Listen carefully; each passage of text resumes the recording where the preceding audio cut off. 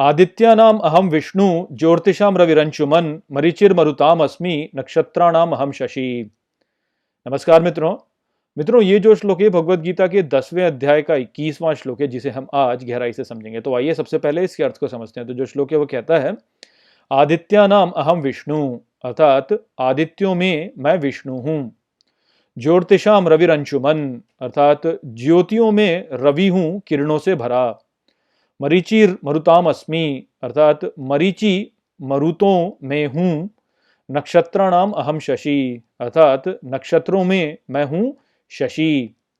तो यहाँ पर इस श्लोक में श्री कृष्ण जो वर्णन करने जा रहे हैं उसे समझने के लिए हमारे लिए जो हिंदू विचारधारा है उनके जो मूल हैं, जो वेदों में हमें जो ज्ञान देखने को मिलता है, जो मूल प्रतीक हैं, उनका समझना हमारे लिए बहुत ही महत्वपूर्ण है। तभी हम इस संदेश को यहाँ पर समझ पाएंगे जो श्री कृष्ण दे रहे हैं। तो यहाँ पर मैं आपको वेदों के संदर्भ के द्वारा समझाऊंगा कि श्री कृष्ण की जो कथन है उनका अर्थ क्या है।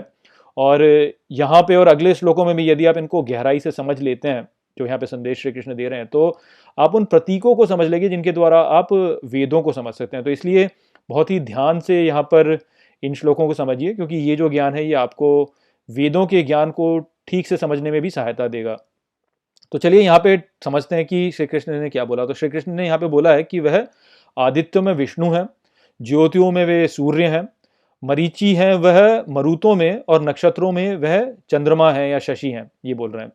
तो सबसे पहले उन्होंने बोला कि वह आदित्यों में विष्णु है। तो यहाँ पर हमें जो समझना है वह बहुत ही सूक्ष्म है। तो आप धीरे धीरे मैं आपको समझाता हूँ कि इसका अर्थ क्या है। तो देखिए, उन्होंने कहा कि वह आदित्यों में विष्णु है। वह आदित्य जो है उनको हम मूल रूप से सूर्य मान करके चलते हैं और कहते हैं कि आदित्य का अर्थ सूर्य होता है, किंतु वेदों को यदि आप ठीक प्रकार से समझें तो आप यहाँ पे गहरे अर्थों को समझ सकते हैं। तो आदित्य वास्तव में है अदिति के पुत्र, इसीलिए इसमें बोला गया आदित्य। तो अदिति के जो पुत्र हैं वह आदित्य हैं। अब वेदों में आपको दो देवियां देखने को मिलती हैं, एक है दिति और दूसरी है अदिति। दिति जो है उनको बोला जाता है कि यह असुरों की माँ है, और अदिति को बोला जाता है कि वह देवों की माँ है। तो लोग यहाँ तक ही समझ पाते हैं और कहते हैं कि ठीक है, दिति और अदिति है असुरों की माँ और देवों की माँ। तो इससे और गहराई में लोग समझ नहीं पाते, किंतु हमें यहाँ पे और गहराई से समझना होगा। तो यदि आप दिति को देखें तो दिति जो शब्द है उसका यदि आप संस्कृत में अर्थ निकालते हैं तो दिति का अर्थ होता है तोड़ देना या छिन्न कर देना, छोटे छोटे भागों में विभाजित कर देना। तो अदिति जो है वह इसका विपरीत होंगी, फिर दिति का विपरीत अदिति। तो अदिति का अर्थ होगा कि जिसको जोड़ देना, साथ में मिला लेना, एकत्र कर लेना, तो वह अदिति है। तो इस प्रकार से आप समझ सकते हैं कि दिति वास्तव में वो देवी है जो कि इस ब्रह्मांड में जो विघटन हो रहा है उसको दर्शाने वाली शक्ति है, और अदिति वो शक्ति है जो कि इस संसार में जो जुड़त्व हो रहा है, जो एकत्व हो रहा है, उसको दर्शाने वाली शक्ति है। तो दिति के जो पुत्र हैं वह वास्तव में वो हैं जो कि इस संसार में विभाजन करते हैं। तो इसीलिए वे असुरों की माता हैं, क्योंकि असुर ही ऐसे होते हैं जो कि विभाजन करते हैं संसार में। वहीं पर देव जो होते हैं वह सबको एक साथ लेकर के आते हैं, वह एकत्व लेकर के आते हैं।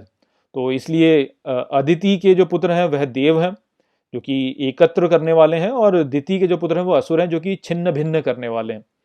तो इस प्रकार से आप समझ सकते हैं कि अदिति के जो पुत्र जो आदित्य हैं वह वही शक्तियां हैं जो कि सब कुछ एक साथ एकत्र करती हैं। और इस ब्रह्मांड में एकत्व का सबसे सर्वोच्च जो स्थान है वह किसका है? तो सर्वोच्च स्थान उसका है जो कि सर्वव्यापी है। और विष्णु जो है, विष्णु को हम वैसे तो बोलते हैं कि त्रिमूर्ति में विष्णु है, कि ब्रह्मा विष्णु महेश, किंतु विष्णु का यदि आप अर्थ निकालते हैं संस्कृत में तो विष्णु का अर्थ होता है सर्वव्यापी, जो सभी स्थानों पर है। और यदि आप देखें तो पुराणों में वैसे ये आपको ये जो कथा है आपको वेदों में भी मिल जाएगी कि विष्णु ने 3 पग में संपूर्ण सृष्टि को नाप लिया था, ऐसे बोलते हैं। तो और ये आपको वामन जो उनका अवतार है उसकी कथा में भी मिल जाएगा कि उन्होंने 3 पगों में संपूर्ण सृष्टि को नाप लिया।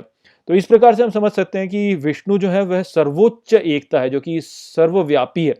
इस संपूर्ण सृष्टि में जो ऐसी एकता होगी जो कि सर्वव्यापी होगी वही सर्वोच्च एकता होगी जो कि संपूर्ण सृष्टि को एकत्व में देखे।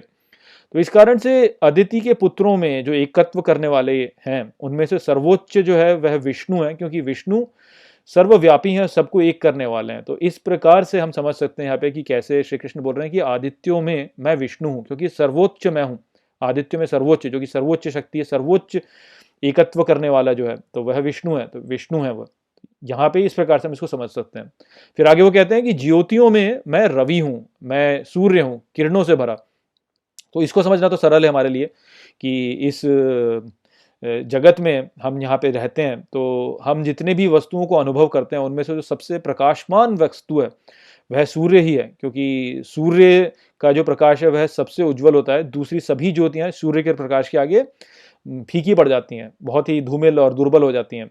और जो भी अन्य ज्योति है इस संसार में वह वास्तव में सूर्य के द्वारा ही प्रकट हो रही है। सूर्य की जो शक्ति है वह किसी न किसी रूप में अन्य ज्योतियों में भी प्रकट हो रही है। तो इस प्रकार से सभी ज्योतियों का जो स्रोत है वह भी सूर्य ही है।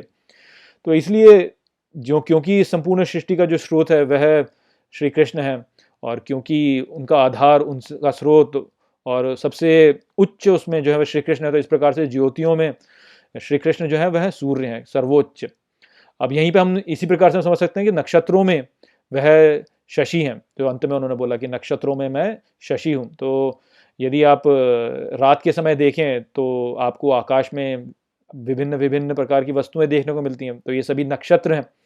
पर इन सभी नक्षत्रों में से जो सबसे उज्जवल नक्षत्र है, जो सबसे उज्जवल जो आपको दिखता है वह तो शशि है, वो चंद्रमा ही है। तो इस प्रकार से जितने भी तारे आपको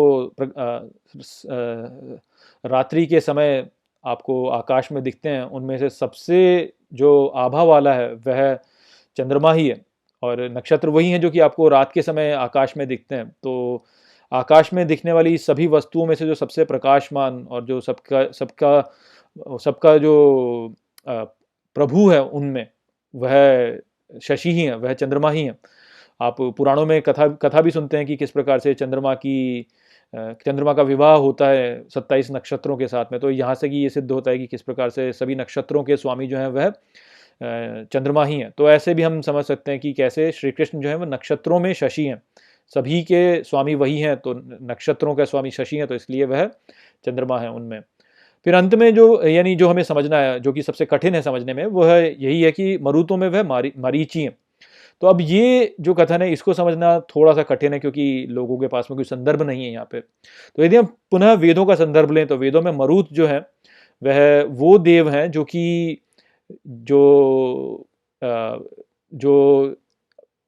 आंधी के जो बादल होते हैं, आंधी के जो मेघ हैं, उनको लेके आने वाले जो हैं वह मरुत होते हैं। अब आंधी के जो मेघ होते हैं वह धूल से बनते हैं। जब धूल हवा में ऊपर उठती है तब आंधी के मेघ बनते हैं। और ये जो धूल होती है यह बनती कैसे है? यह वास्तव में पत्थरों के चूर हो जाने से या पृथ्वी के छिन्न भिन्न हो जाने से, पृथ्वी में से छिन्न होकर के ये जो धूल होती है ये ऊपर उठती है। और पुराणों में ये भी कहा गया है कि अदिति मरुतों की जो माँ है वह अदिति नहीं है, दिति है, ये बोला गया है। तो अब दिति हमने बोला, समझा कि वह तो देवी है टूटने की, बिखरने की देवी है। तो पृथ्वी में से बिखर के जब कोई भी कण निकलता है बाहर, तो वही वास्तव में आंधी के बादलों को बनाता है। तो इस प्रकार से हम समझ सकते हैं कि मरुत जो है वह यह ही कण है जो पृथ्वी से उठते हैं और जो वर्षा और आंधी के बादलों को बनाते हैं। और वेदों में ये भी बोला गया है कि कैसे मरुतों ने इंद्र की सहायता की थी वृत्र को हराने में और वहाँ से ज्ञान निकाला। अब इंद्र हम जानते हैं कि वर्षा के और तूफान के वो देव हैं। तो उन्होंने जो है हवा में से जल को निकाला, जल को बनाया उन्होंने। और जल जो प्रभाव हुआ, तो जैसे वेदों में जो है बहुत बहुत प्रतीकात्मकता है। तो लोग यही सोचते हैं कि वेदों में यदि जल गिरा, इंद्र ने जल की वर्षा की, तो इंद्र जो है वह केवल जल लाने वाले देव हैं जिससे कि जो है फिर हमारी फसल अच्छी उगती है, इस प्रकार से सोचते हैं। किंतु इतना नहीं है। वास्तव में जल जो है वो ज्ञान का प्रतीक है वेदों में। जैसे वरुण जो होते हैं वो ज्ञान के विस्तार के प्रतीक हैं, वरुण देव। तो ऐसे ही जल जो है वह ज्ञान का प्रतीक है। जो हमारे भीतर चेतना है ज्ञान प्राप्त करने की, वह जल के द्वारा दर्शाई जाती है। और जब वर्षा होती है तो जल जो होता है वह वायुमंडल में से स्वयं प्रकट हो जाता है। तो ये भी वास्तव में एक प्रतीक है जो कि ये कहता है कि किस प्रकार से जो ज्ञान है वह अव्यक्त में से व्यक्त हो गया, और इस अव्यक्त में से व्यक्त करने वाला जो है वह हमारा सर्वोच्च मन होता है। जब हमारे मन में प्रकट होता है वो ज्ञान, तो वो हमारे मन में व्यक्त होता है। और इंद्र, जैसे कि हमने समझा कि वह हमारी मन की कार्यकारिणी शक्ति को दर्शाते हैं, एग्जीक्यूटिव माइंड, जो कि हमारा सर्वोच्च मन है, जिसके द्वारा व्यक्ति जो है अपनी बुद्धि के साथ में कार्य करता है। तो इस प्रकार से यदि हम समझें तो ये जो वर्षा की प्रक्रिया है ये वास्तव में दर्शाती है कैसे जो ज्ञान है वह अव्यक्त से व्यक्त में आता है हमारे मन के भीतर, और तब वह जल के रूप में प्रकट होता है। और ये जल जो है ये किस पे प्रकट होता है? जल वास्तव में जल वायुमंडल में वाष्पों के रूप में होता है और उसके संघनन के द्वारा वह प्रकट होता है। और संघनन किस पे होता है? संघनन होता है उस छोटे से धूल के कण के ऊपर, छोटे से धूल के कण के ऊपर संघनन हो के ही जल की बूंद जो होती है वो प्रकट होती है और तब वह पृथ्वी पर गिरती है।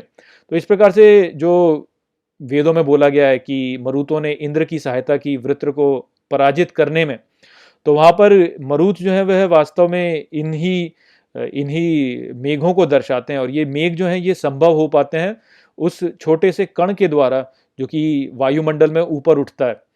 तो ये जो छोटा सा कण है ये वास्तव में इस पूरी प्रक्रिया का स्रोत है जिसके द्वारा ज्ञान जो है वह व्यक्त से अव्यक्त में आ रहा है, अर्थात जल जो है वह वायुमंडल में वाष्प से निकल करके जल के रूप में प्रकट हो रहा है।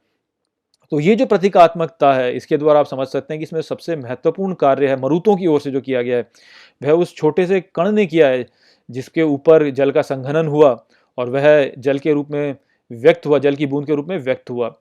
और यदि आप मरीचि का संस्कृत में अर्थ देखते हैं तो उसका अर्थ होता है कि हवा में उड़ता हुआ छोटा सा कण या एक प्रकाश का कण। तो वो प्रकाश का कण अर्थात वो छोटा सा कण जो कि हवा में उड़ता है, वायु में उड़ता है और जिसके ऊपर की वास्तव में जल का संघनन होता है। तो इस प्रकार से आप समझ सकते हैं कि जो पूरी प्रक्रिया है जिसके द्वारा मरुत इंद्र की सहायता कर रहे हैं ज्ञान को व्यक्त करने में, उसमें सबसे महत्वपूर्ण जो भाग है वह मरीचि का है, क्योंकि उसी के ऊपर जल का संघनन होता है, उसी के ऊपर ज्ञान प्रकट होता है। प्रतीकों के रूप में समझा जाए तो ज्ञान जो हमारे मन में प्रकट होता है, जिसकी एक छोटे से कण के द्वारा प्रकट होता है फिर वो फैल के बड़ा हो जाता है, वह जो छोटा से कण के द्वारा प्रकट हुआ वही वास्तव में मरीचि है। तो मरुतों में सबसे महत्वपूर्ण मरीचि ही है और इसलिए श्री कृष्ण जो है वह मरुतों में मरीचि बोला उन्होंने कि मैं मरीचि हूँ।